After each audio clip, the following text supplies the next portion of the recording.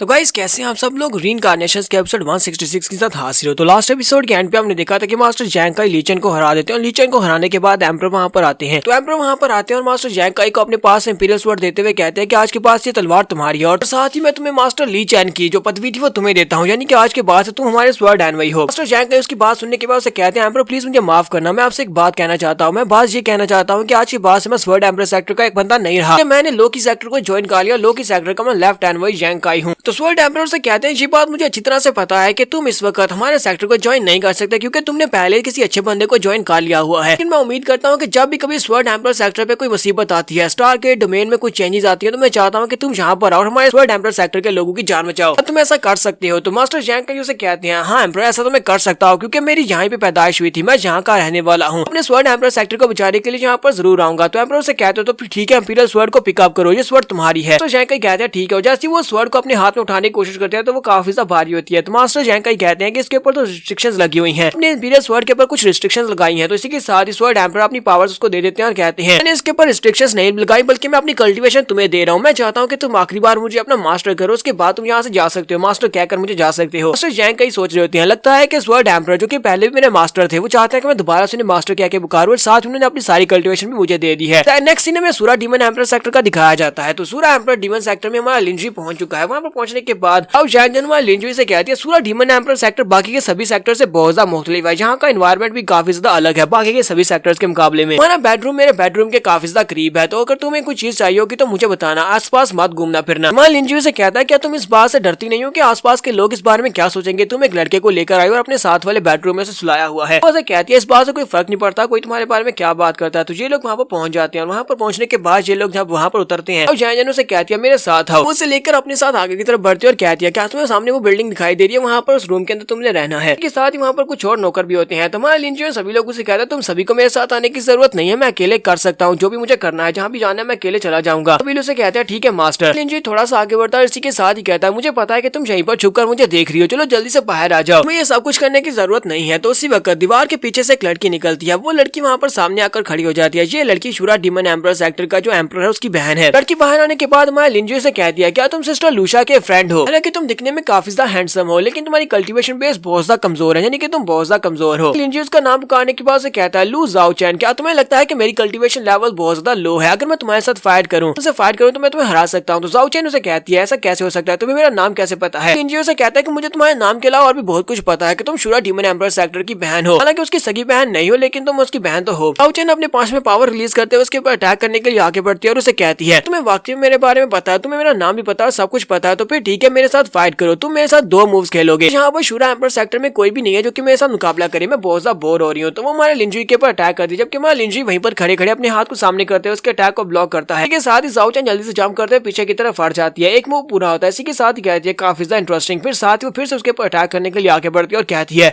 तुम काफी ज्यादा स्ट्रॉन्ग हो, तो मैं यहाँ पर दोबारा आ रही हूँ दूसरे मूव के लिए। तुम्हारा लिंजी से कहता हाँ क्यों नहीं, चलो ठीक है मैं तुम्हें यहाँ पर अपनी थोड़ी सी पावर दिखाता हूँ। उसकी पाम के साथ अपनी पाम को टकराता है, दोनों की पाम आपस में टकराती है, दोनों पीछे की तरफ घसीटते हुए काफी दूर तक लुढ़कते जाते हैं। जाओ चैन देखने के बाद और भी ज्यादा खुश हो जाती है और स्पार्कल करते हुए कहती है मास्टर मास्टर तुमने तो यहाँ पर 3 एलिमेंट्स को यूज किया, वो भी एक ही पंच में, ये बताओ कि ये कैसे काम करते हैं, क्या तुम मुझे बता सकते हो। तुम्हारा लिंजी कहता है क्या तुम सीखना चाहती हो, तो उसे कहती है हाँ मैं तुमसे सीखना चाहती हूँ। जबकि हमारा लिंजी सोच रहा होता है इस लड़की को बेवकूफ बनाना बहुत ज्यादा आसान है, अपनी 1 लाख साल की रीइंकार्नेशंस के दौरान मैं बहुत बार इस लड़की को बेवकूफ बना चुका हूँ, चलो एक बार फिर से बेवकूफ बनाते हैं। जाओ चैन उसे कहती है मैं तकरीबन 300 तरीके इसके ऊपर यूज करके देख चुकी हूँ लेकिन मैं कभी भी एलिमेंट्स को एक से ज्यादा एलिमेंट यानी 2 एलिमेंट्स को भी आपस में मिक्स नहीं कर पाए, जबकि तुम यहाँ पर 3 एलिमेंट्स की पावर को यूज कर रहे हो, तुम यह कैसे कर रहे हो। लिंजी से कहता है अगर तुम सीखना चाहते हो तो मैं तुम्हें जरूर सिखाऊंगा लेकिन इसके लिए कुछ कंडीशंस है, तुम्हें इन कंडीशंस को मानना होगा। इसके साथ ही वो उसके सामने घुटने टेक देती है और उसे कहती है तो इसका मतलब तुम यहाँ पर मुझे अपने डिसाइपल के तौर पर एक्सेप्ट कर रहे हो, ठीक है मास्टर तुम्हारा बहुत बहुत शुक्रिया। हमारा लिंजी अंदर अंदर हंस रहा होता है और सोच रहा होता है ये लड़की वाकई में बहुत बड़ी बेवकूफ है। तुम्हारा लिंजी से कहता है जल्दी से उठकर खड़ी हो जाओ, तुम्हारे सामने 3 कंडीशंस रखनी है, उनमें से सबसे पहली बात यह कि तुम्हें हर टाइम मेरी बात माननी होगी, चाहे मैं कुछ भी कहने को कहूँ तुम्हें वो मानना होगा, इस बात को सीक्रेट रखना, किसी को भी इस बारे में पता नहीं चलना चाहिए कि हम दोनों में एक डील हुई है। तो जाओ चैन उसे कहते हैं हाँ ठीक है मास्टर मैं इस बात को सीक्रेट रखूंगी। साथ ही हमारा लिंजी आगे बढ़ता है और उसे कहता है चलो अब जल्दी से अपने कपड़े उतारो, तुम्हारे मास्टर को तुम्हारी बॉडी चेक करनी है, देख सकूं कि तुम यहाँ पर 3 एलिमेंट्स को कंबाइन करने की पावर रखती हो या नहीं। तो वो बहुत ज्यादा घबरा जाती है और कहती है ये क्या तुम्हें बॉडी चेक करनी होगी, बाकी मुझे तुम्हारे सामने अपने कपड़े उतारने होंगे। तुम्हारा लिंजी से कहता है हाँ तुम्हें कपड़े उतारने होंगे। जल्दी से ऊपर वाले कपड़े उतारते हैं और कहते हैं अगर ऐसी बात है तो मास्टर की हर बात मानना पड़ेगी। तो ऊपर वाले कपड़े उतार देती है और नीचे वाले उतारने लगती है। तुम्हारा लिंजी से कहता है रहने दो बस इतनी काफी है। लिंजी से कहता है कि मैंने ऊपर वाले कपड़े इसलिए उतरवाए हैं ताकि जब मैं अपनी एनर्जी को तुम्हारी बॉडी के अंदर एंटर करूँ, तुम्हारी बॉडी के अंदर देख सकूंगा क्या क्या है। तो कपड़े इसमें रेजिस्टेंस करते हैं, वजह से मैंने तुम्हारे कपड़े उतरवा दिए थे। उसे कहते हैं ठीक है मास्टर, चलो ठीक है, अब तुम चेक कर सकते हो। लिंजी अपने हाथ को उसके सर के ऊपर रखता है और चेक करते हुए कहता है हमारे पास मैटर और फायर एट्रीब्यूट की डिवाइन सेंस मौजूद है, पर तुम्हारा टेम्परामेंट भी बहुत ज्यादा परफेक्ट है। तुम इन दोनों एलिमेंट्स को यूज कर सकती हो। तुम्हारी कॉम्बैट फॉर्म बहुत ही अच्छी है और ऊपर से तुम्हारी बॉडी बहुत ज्यादा स्ट्रॉन्ग है, ये काफी ज्यादा अच्छा है। लिंजी उसकी बॉडी को एसेस करने के बाद से कहता है कि ये तो बहुत ही अच्छी बात है कि तुम्हारे पास सब कुछ ग्रेट है, यानी कि ये सब कुछ बेहतर है, तो जल्दी तुम तीनों एलिमेंट्स को यूज कर पाओगी। लिंजी से कहता है चलो जल्दी से अपने कपड़े पहन लो। तो उसके बाद वो से कहती है ज़ाओ चैन उसे कहती है मास्टर क्या बताएं क्या मैं वाकई में तीनों एलिमेंट्स को यूज कर पाऊंगी। लिंजी से कहता हाँ तुम इसको यूज कर पाओगी, लेकिन इसको सिखाने के लिए मैंने तुम्हें यहाँ पर 3 शर्तों के बारे में बताया। पहली मैं तुम्हें बता चुका हूँ कि हर बार मेरा ऑर्डर मानना पड़ेगा, और दूसरी बात यह है मैं इस मेथड के बारे में किसी को नहीं बता सकती, यानी कि ये मेथड किसी और को नहीं दिया जा सकता। और तीसरी बात यह है किसी को मुझे बुली मत करने देना, मैं बैठ कर कल्टीवेट करने लगा हूँ। और इसके अलावा भी अगर कोई भी मुझे तंग करता है तो तुम्हें उसे रोकना होगा। इसे ज़ाओ चैन उसे कहती है ठीक है मास्टर, जैसा आपने कहा बिल्कुल वैसे ही होगा, मैं तीनों शर्तों के लिए राजी, मैं तीनों मानने को तैयार हूँ। लिंजी वहाँ से थोड़ी दूर आने के बाद सोच रहा था कि ये लड़की वाकई में बहुत ज्यादा स्ट्रॉन्ग है, ये लड़की स्काई में स्ट्रॉन्गेस्ट लड़की होने का हक रखती है। लिंजी कहता है कि जब मैं यहाँ पर कोक गैलेक्सी में आया था उस वक्त इस लड़की की कल्टीवेशन एम्परर राम के 2nd लेवल पर थी। आप देखो ये किंग राम के 3rd लेवल तक पहुंच चुकी है, वो भी पीक तक। लगता है ये कुछ ही महीनों के बाद ये लड़की अपनी किंग राम की पीक पर पहुंच जाएगी और सॉवरेन राम के लिए रेडी हो जाएगी। लिंजी वहीं पर बैठकर कल्टीवेट करना स्टार्ट कर देता है और कहता है मुझे भी यहाँ पर जल्दी करनी होगी ताकि मैं अपनी कल्टीवेशन को तेजी के साथ बढ़ा सकूं। वक्त एक बंदा उनके पास आता है और उनसे कहता है रिपोर्ट नेशनल मास्टर जनरल ज़ियोंग बा से मिलने के लिए आए हैं। थोड़ी देर के बाद जनरल ज़ियोंग बा वहाँ पर अंदर आते हैं और अंदर आने के बाद कहते हैं मैंने ज़ीथर एम्बरर सेक्टर के नेशनल मास्टर के बारे में बहुत कुछ सुन रखा है, सुना है कि ज़ीथर एम्बरर सेक्टर के नेशनल मास्टर को यहाँ पर ल्यूशा ने इनवाइट किया है, तो इसी वजह से मैं तुमसे मिलने के लिए चला आया कि मैंने तुम्हारे बारे में बहुत कुछ सुना है, इसी वजह से मैं यहाँ पर देखने के लिए आया था नेशनल मास्टर कैसा दिखता है। लिंजी उसकी बात सुनने के बाद कहता है जनरल ज़ियोंग बा मैंने तुम्हारे बारे में भी काफी कुछ सुन रखा है कि जनरल ज़ियोंग बा बहुत ही पावरफुल इंसान और बैटल में इनका कोई भी सानी नहीं है, तो फिर मुझे समझ नहीं आ रही कि आपको जख्मी किसने कर दिया, चेस्ट के ऊपर एक जख्म का निशान है, ये सब कुछ किसने किया है। ज़ियोंग बा उसकी बात सुनने के बाद कहते हैं नेशनल मास्टर आपने वाकई में बहुत अच्छे से तारीफ की है, नजर भी बहुत ज्यादा तेज है। हाँ ठीक है मेरी बॉडी के ऊपर एक जख्म है और ये वाला जख्म मिस्टीरियस केव से मुझे मिला है। मैं नादरन साइड के ऊपर एक मिस्टीरियस केव में गया था, उस केव के अंदर बहुत ही मिस्टीरियस और पावरफुल क्रीचर है, उस मिस्टीरियस और पावरफुल क्रीचर ने मुझे जख्मी कर दिया। लिंजी कहता है क्या वाकई में इस तरह की भी कोई मिस्टीरियस और पावरफुल चीज है जो जनरल ज़ियोंग बा को जख्मी कर सकती है। और साथ ही वो सोच रहा था लगता है कि मेरा डिमोनिक पाक अपनी पावर को बढ़ाता जा रहा है, कुछ ही महीने हुए हैं और उसकी पावर इतनी बढ़ चुकी है कि वो जनरल ज़ियोंग बा को जख्मी कर दे। जनरल ज़ियोंग बा उसे कहते हैं हाँ ये बात वाकई में सच है कि उस केव के अंदर बहुत बड़ा खजाना पड़ा हुआ है, लेकिन वहाँ पर जो गार्डियन बीस्ट है वो बहुत ज्यादा पावरफुल है, उसने मेरे पर अटैक किया और तकरीबन मरने ही वाला था, लेकिन मैं जान बचाकर भाग आया। लेकिन अगर आप वहाँ पर जाना चाहे तो आप जाकर वहाँ से खजाना ले सकते हैं। लिंजी से कहता है आप मुझे ये सारी बात क्यों बता रहे हैं, क्या आप चाहते हैं कि मैं भी वहाँ पर जाऊँ, जाकर उस क्रीचर के हाथों मर जाऊँ। जनरल ज़ियोंग बा से कहते हैं नहीं नेशनल मास्टर आप मेरी बात को गलत समझ रहे हैं, मैं वहाँ पर आपको नहीं भेजना चाहता, मैं तो बस आपको इस बारे में बता रहा हूँ, तो बस यहाँ पर आपकी पावर्स को आजमाने के लिए आया हूँ कि आखिर आप कितने स्ट्रॉन्ग है। तो यहाँ पर हम लोग अपने एपिसोड 167 का एंड करेंगे। एपिसोड की एक्सप्लेनेशन अच्छी लगी हो तो कमेंट करके जरूर बताइएगा, चैनल को सब्सक्राइब कर दे, वीडियो को लाइक और शेयर कर दे। शुक्रिया।